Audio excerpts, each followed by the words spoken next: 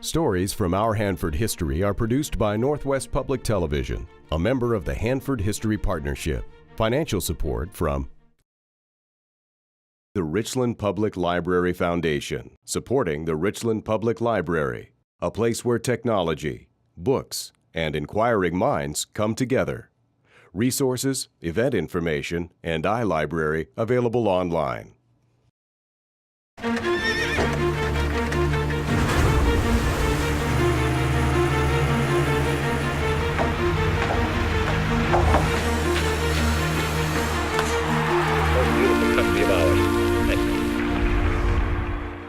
In early 1943, the Army Corps of Engineers informed the residents of the towns of Hanford and White Bluffs, Washington, that they would need to move off their land for a project for America's war effort. Residents were given anywhere from a few weeks to a few months to leave their homes and farms that they had developed for years, sometimes decades. In the early spring of 1943, there was a number of cars that had come into town, and they were driving different places, and the word, it was late enough that some farmers were out in the field. The next day they were all in town at the schoolhouse, and they called to me and said that the whole community, including White Bluffs and Hanford, is being evicted for the government project. And that's all they would say.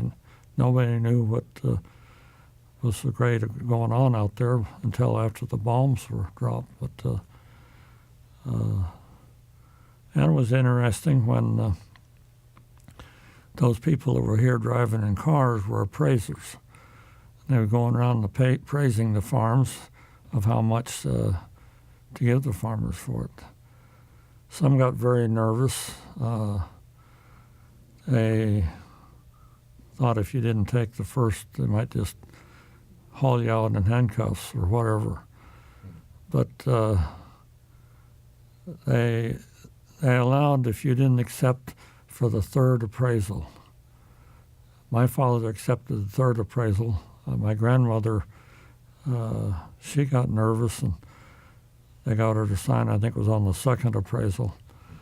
But my father, if you didn't sign and take the third appraisal, then they would take it to court. But they give you, I think, it was 80% of the offer.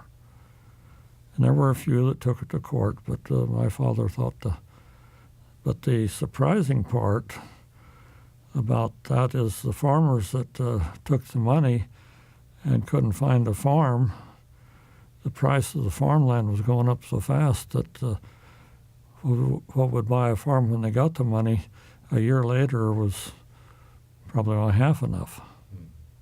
So those people put a hardship on them. But I can't say our situation put a hardship, because we was able to find a farm, and it was a good farm, and